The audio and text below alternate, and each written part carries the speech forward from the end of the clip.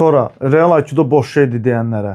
Real aikido dediyim kimi hibrid sistemdir. Tərkibində judonun, sambonun, jiu-jitsunun və aikidonun elementlərini birləşdirir.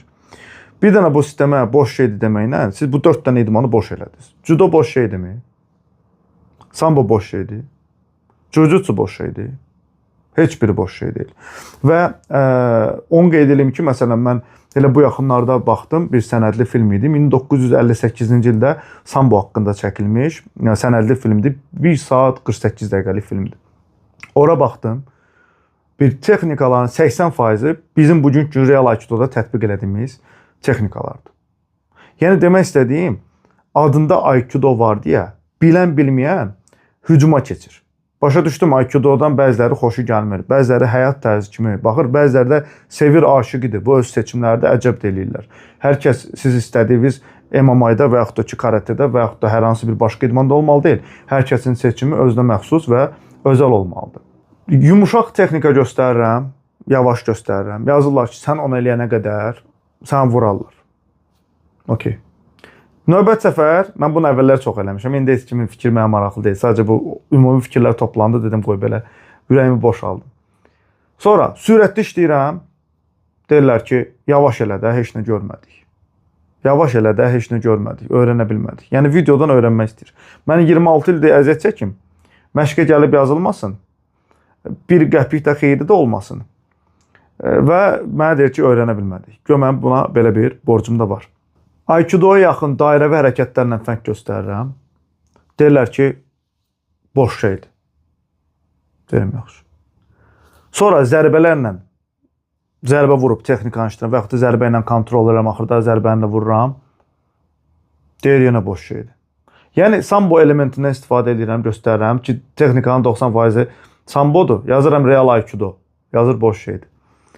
Yazıram, nə bilim, filan şeydir, real aikidodur.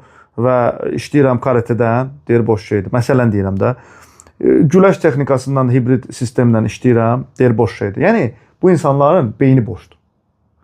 Elə olmasaydı, mən həmin o sənədli filmə girib baxmışam, sambo haqqında, 1 saat 48 dəqiqəlik.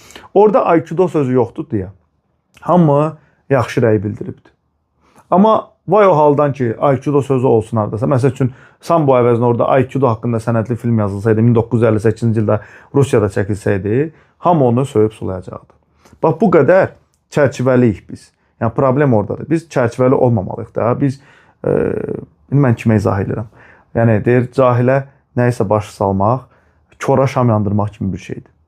Ona görə də Allah vicdanlı insanlara səbir versin və çox sağ olun ki, dəstək də olursunuz. Çox böyük dəstək olanlar var. Xüsusən bu polis videosunda, Qazaxstandakı çıxışlarımızda, videolarımızda hədsiz çox dəstək olanlar var idi. Ürək sözlərini yazanlar var, bugünkü gündə var. WhatsApp-ma yazan da var, zəng eləyib təbrik eləyən də var. Ümumiyyətlə bizə dəstək olanlar həmişə var. Bunları heç vaxt danmıram. Mən sadəcə olaraq o negativ hissəsindən danışıram. Nəyə görə? Çünki mənim millətimdən deyə mənə pis gəlir. Mənə bir idmançı kimi, bir insan kimi pis gəlir. Heç bir iş görməyən insan durub klaviatura qəhrəmanı olaraq oradan nəsə bir fikir bildirir. Yəni, bunlar doğru deyil, bunlar olmamalı deyə düşünürəm. Hələ ki, bu qədər. Allaha əmanət olun, özünüzə yaxşı baxın. Mən heç kimin fikirlə bu yerə gəlib çıxmamışam ki, heç kimin fikirlə də harasa gedim.